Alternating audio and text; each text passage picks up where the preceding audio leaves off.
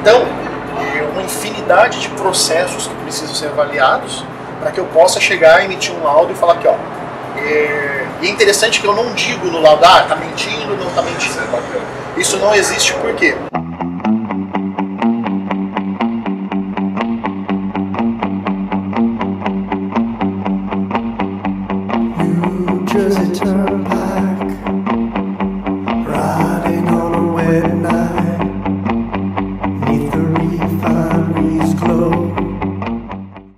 Bom pessoal, é isso aí, como vocês viram, eu tô aqui com o Anderson Tamborim. Prazer estar aqui com você, cara. Prazer todo meu. Obrigado por ter aceitado o convite, obrigado por estar aqui. E hoje a gente vai fazer umas perguntas que vocês sempre querem saber sobre o profissional da linguagem corporal, do comportamento não verbal. Vamos começar pela que vocês mais fazem. Como que é o seu trabalho, cara? Fala pra eles, o que você faz de fato? Bom, vamos lá. Eu sou especialista em segurança da informação e investigação de fraudes. O que eu faço no meu dia a dia? Basicamente, as empresas contratam os meus serviços para fazer análise de risco, tentar identificar falhas de segurança no ambiente, e essas falhas elas são tanto técnicas quanto de procedimentos. Então, basicamente, quando existe uma suspeita de uma diretoria da presidência de que há um desvio de verba, uma fraude em andamento, ou muitas vezes quando nem sequer há esse tipo de suspeita, uma ação preventiva, eu e minha equipe nós vamos até lá para fazer um mapeamento de todo o clima organizacional. Nisso é levantado quais os processos existem nessa empresa, como funcionam as áreas, os cargos, para que nós possamos fazer um perfil e poder atribuir pesos e riscos para cada profissional. E com essa perfilação dos colaboradores, das pessoas que estão envolvidas nesse processo do dia a dia, é possível chegar e apontar com exatidão quais as pessoas elas têm o maior risco de incidir em um delito dentro de uma corporação. Então, basicamente, seria como aplicar aspectos de criminologia dentro do ambiente empresarial. Então, além disso, eu atuo também com a parte de investigação, junto com alguns casos do DHPP, que é da Polícia Civil. Eu tenho pesquisas científicas em andamento com a Polícia Nacional da Espanha e, por ser delegado oficial no Brasil da Behavioral Law, não é bem uma empresa, é uma organização de pesquisa e investigação que faz a fomentação científica de ciências forenses. Então lá eu atuo junto com a Polícia Nacional da Espanha e eles para fazer investigações, fazer análise da conduta não verbal. Então, crimes de grande nome que acontecem lá, que precisam de uma avaliação mais específica, por exemplo, fazer a avaliação de um determinado depoimento, de uma entrevista específica, eu colaboro junto com eles para fazer a codificação dos aspectos não verbais que podem ser indicadores de desonestidade, enfim, outros aspectos como esse. Cara, é bacana falar que vocês sempre acham que é assim, a gente bate o olho e analisa na hora. E é legal falar que não é por aí, né, cara? Não é. Porque, assim, muitas pessoas que vêm procurar, por exemplo, os meus cursos, o meu material, elas são pessoas que gostavam da série Lie to Me, Mentalist, entre outras, né? E lá tudo é muito imediato. Ah, né? sim, mas ali é ficção, tem entretenimento e tal. Sim, ali é a pontinha do iceberg. Por exemplo, nós, durante uma análise, por exemplo, se eu vou emitir um laudo, seja para uma investigação que eu estou na polícia, seja numa investigação privada, eu preciso embasar esse laudo cientificamente para que ele possa ser materializado como uma prova jurídica, caso esse delito que está sendo investigado seja levado para uma seara criminal. Então eu preciso embasar para que depois meu laudo não seja desmontado e ele não tenha validade alguma. Então eu preciso embasar e eu preciso apoiar a minha investigação dentro de protocolos específicos. Então existe uma infinidade de protocolos. Então, por exemplo, eu tenho o protocolo para entrevista forense, por exemplo, o modelo PICE, depois quem quiser procurar, é um modelo muito interessante de entrevista científica. Então, se eu vou fazer a análise não verbal, eu tenho ali uma gravação de um sujeito em um depoimento, numa oitiva. Eu não posso, em muitos casos, estar presente quando aquele depoimento é tomado. Então, eu vou ajudar, por exemplo, o delegado e vou fazer um coach com ele e falar, você tem que fazer a gravação, você vai colocar uma câmera aqui, uma aqui, para que você pegue esse aspecto, esses outros aspectos, porque muitas vezes eu tentava ajudar em casos de investigação mas vinha uma gravação feita em VGA, pixelada, com um negócio na cara da pessoa. Desde o momento onde se coleta a evidência para que se faça análise, eu preciso seguir protocolos. Então aí a partir daí eu recebo esse material e eu vou fazer toda essa investigação levando, por exemplo, um protocolo que eu sempre utilizo, que é o NVBAN. NVBAN é o Non-Verbal Baseline Analysis Matrix. Seria uma matriz de balizamento e análise não verbal, onde, para vocês terem ideia, eu vou analisar 7 canais de comunicação. Esses 7 canais vão estar envolvidos aqui o discurso, que são de fato as palavras, o que o indivíduo ele conta, por exemplo, que tempo verbal ele utiliza. Eu posso aplicar um outro mecanismo e outra ferramenta, que é o scan, que é... Não é o meu scan, tá, galera? Não tem nada a ver com o scan aqui do Metaforando, tá?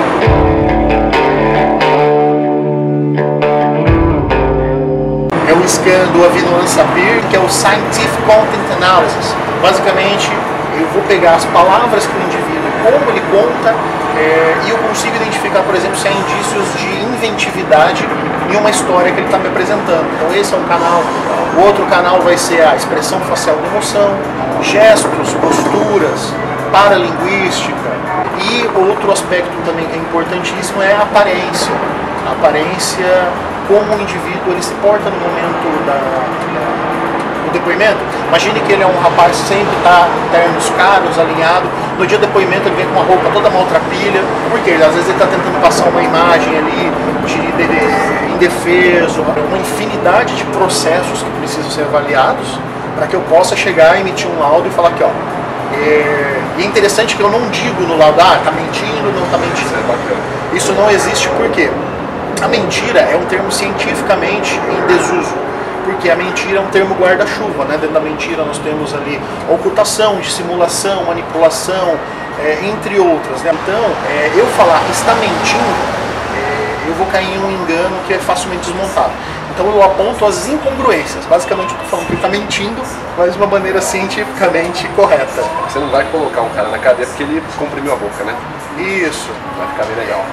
É importante nós falarmos isso porque eu preciso analisar a linguagem não verbal dele, a maneira como ele se posiciona em pontos X da minha entrevista.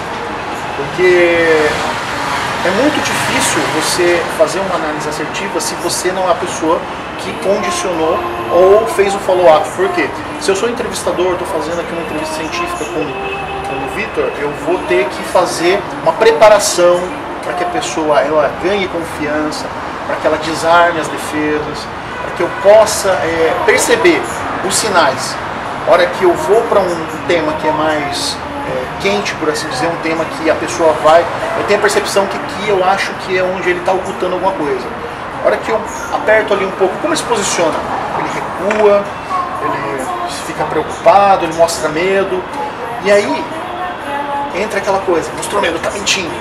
Mas e aí, como eu sei dizer se esse medo que ele mostrou é porque ele tem medo de que eu descubra o que ele está ocultando, ou se ele tem medo porque ele está com medo de eu não acreditar que ele é inocente.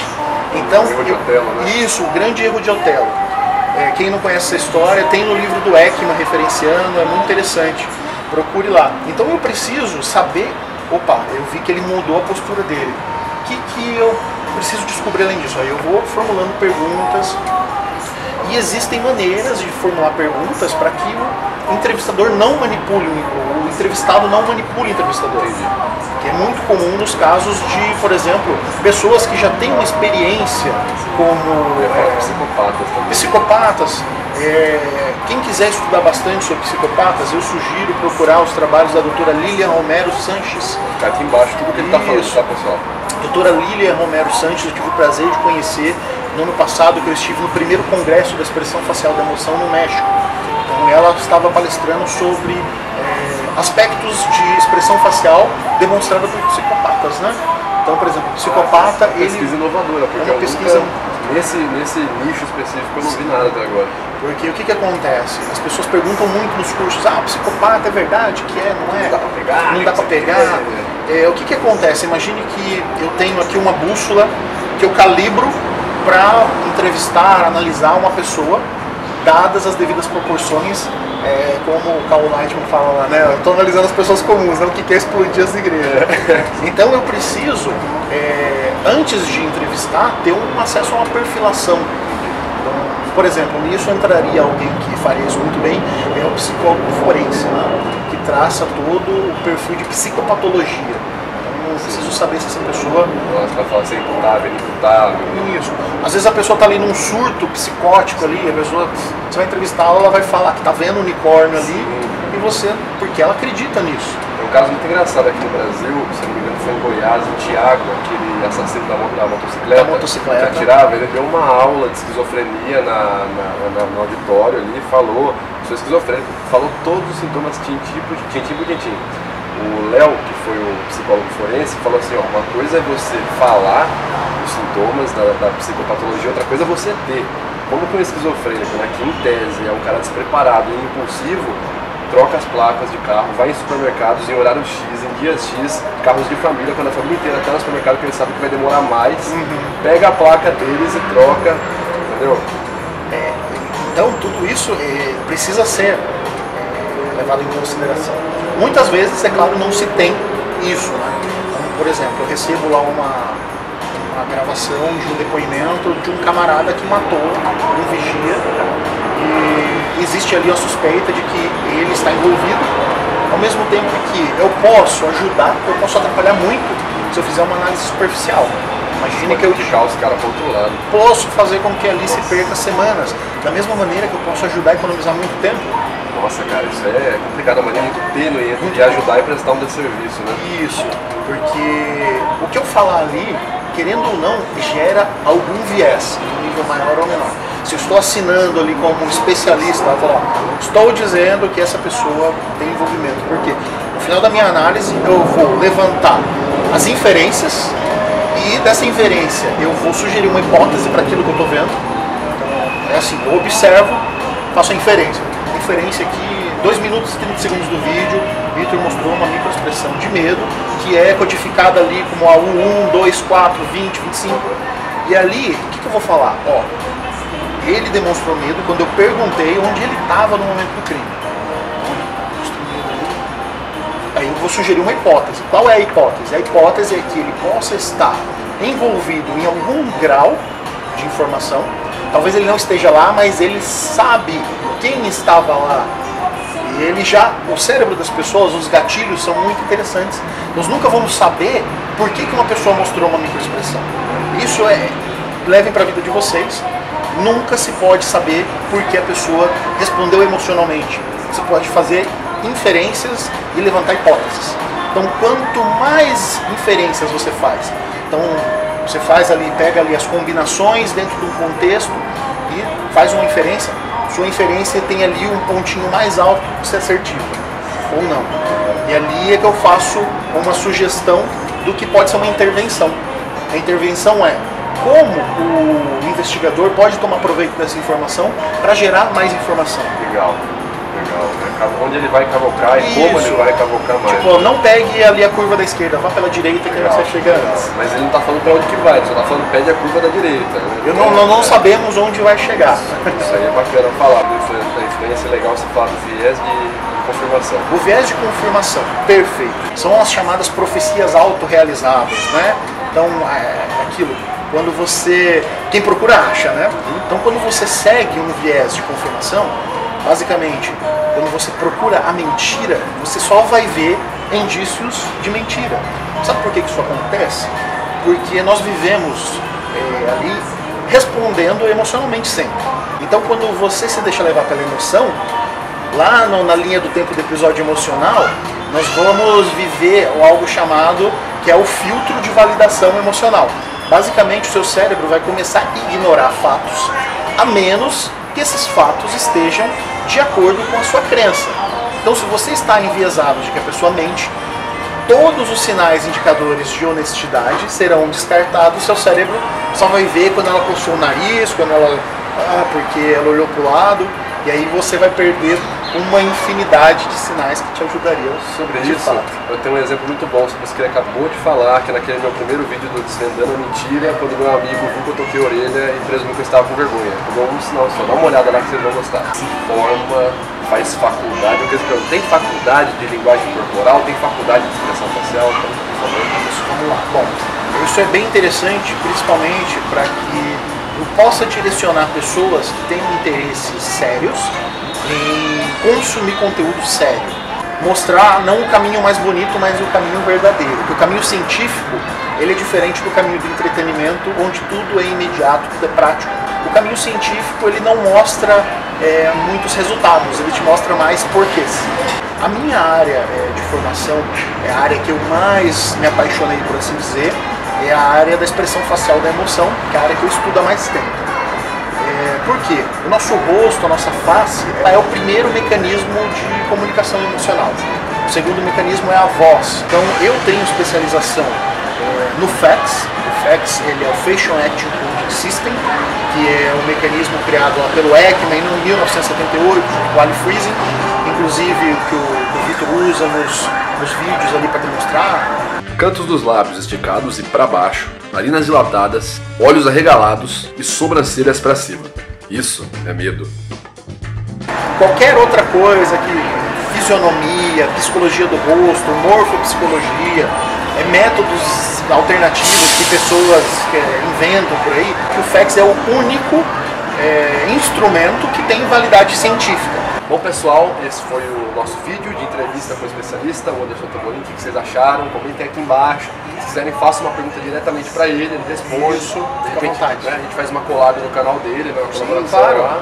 Eu tenho um grupo onde eu compartilho bastante informação de linguagem corporal, expressões faciais. Esse grupo ele é aberto, qualquer um queira participar no Facebook. O link vai estar aqui, chama Aprendendo a Decodificar a Linguagem Corporal. Então tem lá, pra você ter uma ideia, tem cerca de mais de 40 vídeos. Eu postava com bastante frequência, mas eu comecei a entrar nos projetos, mas eu tô com uma pauta bem legal, depois eu vou conversar aqui com o nosso amigo para desenvolvermos uns vídeos em conjunto. Muita coisa bacana para vocês, hein, galera? Isso. Obrigado por vocês terem vindo. Anderson, obrigado por ter participado. Prazer, valeu mesmo. E até a próxima, pessoal. Valeu, tchau.